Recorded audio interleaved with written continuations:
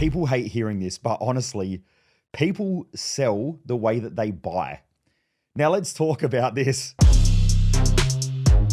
Driven mofos, welcome back to another episode of The Underestimated Entrepreneur.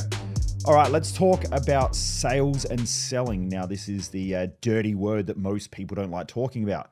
Now, before you jump off of this podcast because you don't think that you're a salesperson, or you work for somebody else and you don't work in sales, or you're a business owner and you don't do sales, that's probably the reason why you're bottlenecked financially. Don't do that. Everyone is a salesperson. In fact, kids are the best salespeople because kids know how to sell to get what they want. Now, if ever you're wanting to get something more, whether it's more money, whether it's more business, whether it's a better relationship, whether it is you're out dating, I mean, sales is in everything. Everyone's selling all day long. If I want to go to a cafe and someone else doesn't want to go to that same cafe, I then have to sell them on the idea of going to that cafe. Now, why do most people suck at sales and why do most people have this issue with sales? Well, most people have an issue with sales because when they think about sales, they think about some shit salesperson that is sleazy and dodgy. They think about that old school used car salesperson vibe. You know, I hop on the phone, I'm talking to someone, I'm like, right, tell me about your life. And they're like, my life sucks. I'm struggling in business. I'm struggling mentally. I'm overwhelmed. You know, I always feel like there's problems in my business. I don't know how to deal with this shit. And so I sit there and I listen to them for like 30 minutes. And then I say to them, right, what do you want to do? And they're like, well, I need some help. I need to do this stuff. And then all of a sudden I start going into a little bit of sales mode and they get a little bit of a sniff that they have to take action. They have to make a decision. Next second, all the excuses come out. Sometimes someone hangs up. Why? Because they're used to feeling unsafe, insecure, and fearful and scared when someone's selling to them. But here's the problem. They also have an issue selling to other people because they won't want to be seen as that dodgy salesperson or giving off that salesperson vibe. I love being sold to. Last week, I spent $25,000 for 3 months on a coach, right? Now, this is a coach in a specific area with a problem that I need to deal with that's specific to me. And so I went out, I reached out, and it's business stuff. And so I reached out to them. I'm like, right, cool. Here's the problem. How do we deal with it? He goes through the whole sales thing. He's like, right, what do you want to do? Do you want to do 3 months? Do you want to do 12 months? Do you just want to do like a once off? And I was like, nah, man, let's just get cracking. Let's get going with 3 months. And if, you know, we can keep going from there if everything works out. And he's like, done. He sent through the payment link within 10 minutes. I'd paid for it. Done. Okay. That was 25K. Now, some shithead right now is sitting there thinking, well, it's easy for you, Mojo. You got 25K. I don't have 25K because I'm a smart business owner that utilizes the money and the resources that I have for growth, right? No one rarely just has a bunch of cash for no reason sitting around. Like if you're smart, you use money for a very specific reason. So if I have spare cash personally, I invest it. I don't just sit on it for ages like, you know, old school 1950s people do. They're like, if I'm just going to save a bunch of cash, that's when there's high interest rates and stuff like that. You don't do that these days. Like that's not a smart option. Now, yes, it is good to have available cash, but you don't just have a shitload of money sitting around with no purpose because in nature, anything that doesn't have a purpose gets destroyed. So any organism or any animal that doesn't serve a purpose anymore becomes extinct. If you want to extinct your money, just have a bunch of cash lying around without a purpose. You know, I meet people all the time. They're like, oh, I just crashed my car. This just happened. And all of a sudden I'm back to zero again. I'm like, cool. What was the purpose of you having that cash in the bank? And they're like, oh, I was just saving up for a rainy day. And I'm like, good. Now you got your rainy day. Now that money has a purpose again. You just fucking lost it. Right? Because anything in nature that's not growing is dying. Anything that's not expanding is contracting. And when people have too much cash sitting around, they feel too safe. They feel too secure. They feel like everything's going well and they take their foot off of the gas. And when they take their foot off of the gas, they stop achieving, they stop getting results, they lose their motivation, they lose their drive, and their self-worth drops. It is a really, really, really stupid strategy that most people have, especially in Australia and America, that they have large amounts of just savings sitting around or they're waiting for a rainy day because every time you have a rainy day fund, you're going to have a fucking rainy day. Okay, I don't have a rainy day fund. What I have is I put money towards offsetting the house. I put money into investments and shit like that. And if I need money, then I can sell that stuff or I can do something in order to recuperate that cost. But I don't have money sitting around just for no real reason. And I've never really met a wealthy person who has just a bunch of cash sitting around for no reason. Even if you look at some of the great investors like Warren Buffett, he always has a purpose for cash sitting there. He knows that he's waiting for his next good deal. and he's looking, he's strategizing, he's planning for the next big deal. He ain't sitting around just sitting there going, oh, I'm not going to go to work for the next 3 months because I've got $300 billion just sitting in my bank account. He still rocks up to work every day and he's looking for that next deal. He has a purpose for that cash. Okay, rainy day funds are a bad idea. But anyway, let's get back to sales. So most people are shit at selling because they have a negative connotation to sales. So when they go to sell, they think about the dodgy salesperson. They think about the fear that they have when someone else sells. They think about the negative feelings they get from a past experience, or they may not have even had that past experience. They may have just had an experience from their parents saying, oh, that's a dodgy car salesman, or their parents are watching a current affair, or, Today Tonight, or one of those shitty TV news shows where they go and pick on a wealthy person, or they go and pick on someone who's a salesperson, and they go, oh, look, here's this dodgy car salesman, or here's a dodgy real estate agent. And so they make it seem like sales is bad. Yet they're selling you on the idea that the dodgy salesperson is bad. They're selling you on an idea. They're selling you on a story. We're getting sold to every second of every day. Just understand this. If you buy anything, you've been sold to. Now, that may come from marketing, but you've been sold to. Why do people go out and buy, a $300 pair of Nike shoes when they could get just as good a quality in maybe a $120 pair of shoes? Why? Because the brand has sold you on the idea that they have a premium product, right? Why do people go and spend $2,000 on a pair of Louis Vuitton shoes? Why? Because they've been sold on an idea. They've been sold over and over and over again. They've been sold. We've all been sold. Okay, I'm sitting here looking into a Sony camera. Why did I buy a Sony camera and not a $29.95 dang kang cheap piece of shit off of Amazon? Why? Because I got sold that Sony is a good product and I wanted a good product. So I bought and I invested the money into a Sony. Why? So we're being sold to all the time. So if you have a negative connotation to sales, you're not going to sell well. You're not going to back yourself. You're going to have low confidence when it comes to getting what you want.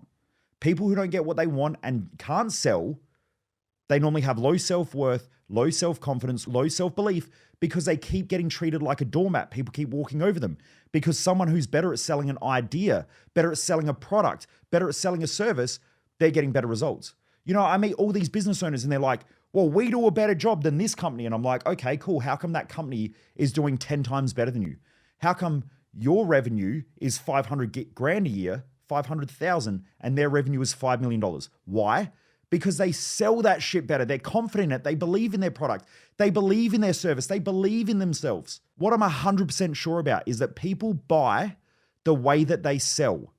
So when I get on the phone to someone and I start getting into the sale and I notice that they start fucking freaking out, I know that they have a shit ability to sell. I get excited when people sell me stuff. I watch ads on TV because I'm like, I want to see how they're selling. If they're selling a product or a service and they're doing a good job at it, I want to watch how they're marketing. I want to watch how they're selling. I want to know how they influence. I want to know how they link a product and a service to a feeling. I want to know that stuff. Why? Because it helps me. But I also want to be more aware of stuff that I don't like, that I might be getting influenced with. Okay, this stuff happens all the time around us. Politicians use these methods all the time, which I don't think is, they're doing what they're doing. But, they use guilt, they use shame, they use, all of these sort of manipulation tactics to try and get people to believe in what they believe in. Now, I don't think that that's a good idea, right? If you're a business owner or you're somebody who's using guilt and shame as a manipulation tactic to get what you want, that's going to burn you in the ass eventually. Don't do that. What you want to do is you want to find a common problem or a common objective that you can help people with or help them solve and then help them sell it. I have no shame in selling shit to people. If I'm on the phone and someone comes to me and they're like, my mindset is suffering, I've got low confidence, I don't believe in myself, or I'm a business leader, I'm stressed out, I'm frustrated, or I'm a parent, I don't think that I'm doing a good job with my kids, I could be doing better, maybe I need to be a better leader, maybe I need to learn how to communicate more effectively. Someone who's dating and they're just letting themselves go and they're like, I know that it's my mindset that affects my eating, which is affecting my diet, all of those types of things. They're the people that I want to help. So when I'm on the phone, I'm going to sell it to them. Right? And I believe in them more than they believe in them, which is why sometimes people bail out. They bail out not because of my belief, they bail out because of a lack of their own belief and their own ability to execute based on past experiences. Maybe they bought something before and they never followed through on the product or the service. So now they have this like shitty taste in their mouth because they're like, well, what if I don't do it? What if I fail? And so they have these beliefs inside their own head that hold them back from just buying. I love spending money. Okay, I remember years ago, I used to get grilled by people around me. I'm making a couple of $100,000 a month, and I would just go out and buy shit. And people around me would be like, why? Why are you doing that? What if all this negative stuff happens? What about if all this bad stuff happens? What about if the economy flips? And then after a while, I started playing life scared. And I went to see a friend of mine, and she was a world-renowned psychologist. She's worked with some of the greatest athletes on the planet, including some of the top tennis players and musicians and things like that. Amazing person. Unfortunately, she's not here anymore. She's passed away. She was amazing. And I sat down with her and I was like, do you know, when I go to make like decisions in life now, I think I'm playing scared. I'm playing safe. I'm sitting in the back seat, not in the front seat. I don't have the steering wheel anymore. Like I want to go and grow the business and I want to go spend money on marketing and sales and go do these national tours and stuff. But I'm always worried now. And she said, why? And I went back and I said, well, all these people around me, like I had an old accountant, I had an old bookkeeper, and they're like, well, you're spending too much money and blah, blah, blah. But I was making a shit ton of money because I felt wicked. I just kept focused on growth. I didn't focus on what could go wrong. Now, I was still smart enough where I was putting money into investments and things like that. I've always done that, probably in the last 10 to 15 years anyway. But what had happened was I just started letting everybody else's fears and doubts and concerns occupy my mind. And she said, maybe you just like spending money. Maybe you earn good money because you like spending money on stuff. And maybe that's just your lifestyle. And I thought, actually, she's fucking right. I like going out and I like buying new shoes. I like wearing nice clothes. I like driving nice cars. I like living in a nice house. I like being able to go out and have a nice dinner. Now, I'm smart enough to know that I don't blow 100% of my cash on stupid shit, but I like having a bit of extra leftover cash, okay, to go and do other things. So I still invest. I still have the house that I like. I still drive nice cars, but I still have a bit of extra cash left over so that I can just go and buy shit that I want. If I want to go buy a book or a course or whatever, I just go and spend that money.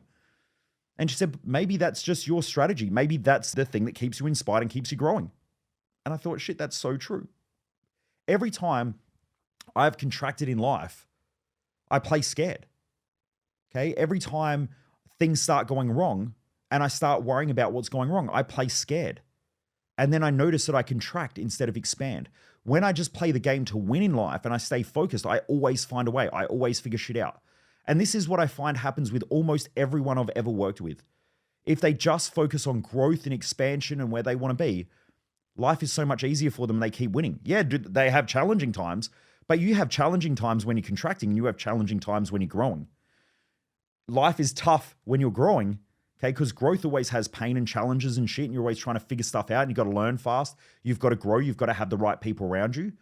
But when you're contracting as well, the same thing happens. You still have a lot of challenges, problems, obstacles, stresses, and frustrations. It's just one's an expanding cycle, the other one's a contraction cycle. In a growth phase, you're learning because you love to learn, because you're growing and you love to grow. In the contraction phase, you're learning because you're forced to grow, because if you don't grow, it just gets worse. And they're normally the people who reach out to me on social media and they're like, my life's fucked, can you help? And I say, well, how long have you been following me? And they're like, 5 years. I've been wanting to do something with you. And I'm like, well, now you have to, I guess. But the problem is that they're always in shit. So they're normally broke. They don't have time. Life's falling apart. They're going through a court case. They're going through a divorce. So life is just so chaotic for them. But it's a forced chaos, not a chaos that they're in control of because they're controlling the growth. So my point is that in life, if you don't like buying stuff, you probably don't like selling stuff, because if you don't like being sold to, you won't like selling. And if you don't like selling, then it's very, very hard to get what you want. It's also very hard to help people. I've just been working with a coach out of the US who's someone who's hired me. And he said, how come I have probably 20 times the amount of followers on social media, yet you make way more money than me? And I said, it's because I can sell better and I believe in my product more. And he went, well, I believe in my product. And I said, well, not fucking by the looks of it. Because if you believed in it, you'd sell it. If you really believe you help people, then fucking help people. Get out there. Tell them about your product. Tell them about your service. Make sure that they pay you, because when they pay you, they pay attention. It also shows a level of commitment. There are all these people on YouTube and they watch my YouTube clips and they're like, I know what Michael talks about. I know his product. You know shit. You're watching free stuff. Wait till you get in the courses. Wait till you get into the deeper stuff. Okay. Wait till you work with me and you're held accountable to getting results. Okay. That's when we start to step it up. Right. So this is the thing, right? Is that when you pay, you make a commitment. And when you make a commitment, it creates this pressure inside of yourself to need to grow. Let's say I'm going to spend $20,000 or $30,000 or $50,000 a year on coaching, which I sometimes do. If I have a coach or someone like that I'm working with, it might be someone in business or it might be someone in mindset, it might be someone in health. When I do that, I pay a lot more attention. I was a national award-winning personal trainer who got poached from working in gyms to go and work in medical centers, right? I know how to train people and I know how to exercise. Yet, I noticed that I let shit slip because I didn't hold myself accountable and I didn't have someone to be accountable to. Once I started paying for a personal trainer who was someone that I originally mentored, now he's my personal trainer. When I have someone like that near me, I'm like, right, I got to keep stepping it up. And he holds me accountable. He's like, right, show me nutrition for the last couple of days. And I know if I've slipped or not, I'm like, fuck, I got to pull it back in. That little bit of accountability there, that decision to pay someone has been so important because I don't want to waste, a couple of $100 a week for no reason, right? I think I pay like $300 or $400 a week. Now, I don't want to waste that money by getting shitty results and end up in 3 years fatter, grosser, feeling more shit about myself because I've hired a trainer and I haven't followed through on the commitment that I want, which is to feel better about my body, to be stronger, to be fitter, and all that stuff. Plus, he can go and focus on my programming and all that and spend hours on that instead of me having to do it, which I'd rather be doing other things like this podcast or coaching people in the mindset space or, helping them to improve their health and so on. So my point is that you sell the way you buy. And if you're scared of salespeople or you don't like salespeople or you have a negative connotation to sales, you're automatically going to massively self-reduce your worth and the value of your product or your service that you offer. Now, someone here is probably listening to this going, yeah, but I work for someone, Michael. That's the reason why you're capped. That's the reason why your job role is capped financially.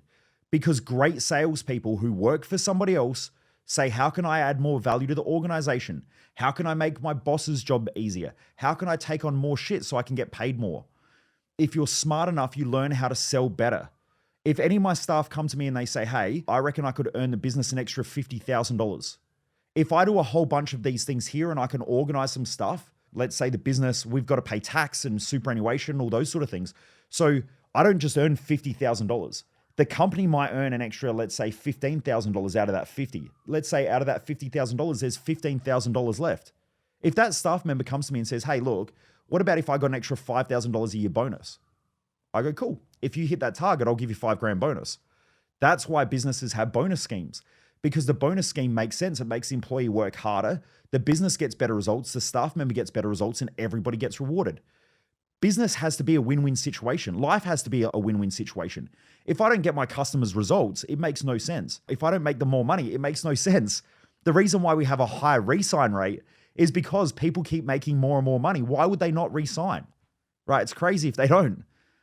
Okay. So anyway, just remember, you buy the way you sell and you sell the way you buy. If you don't like sales and you have a negative connotation to sales, you're never going to sell well because you're going to have those same feelings, those same, shitty vibes when you're selling to somebody else that you get from people when they sell to you. So just be really aware of that. Okay. When you start to love when people sell to you, then you'll start to love selling to other people. Sometimes I'll go and I'll have a look at some properties and things like that. I love it when the salesperson or the agent comes out because I'm starting to figure out how are they selling? What are they selling? How do they display and demonstrate the benefits of the house? What about the features? What are they doing here? Okay, it's really, really cool. I like it. And if they do a good job, I'll let them know. I'm like, hey, you've done a really good job with sales. Like, well done. It's really cool to see, you doing your art. And I get inspired by it. It's really cool. Anyway, I hope that helps Driven Mofos. Get out there, keep selling, keep pushing, keep crushing results. Anyway, Driven Mofos, have a great day, and I look forward to seeing you back here again on another episode of The Underestimated Entrepreneur. Most people waste their life, and I just don't want you to be one of them.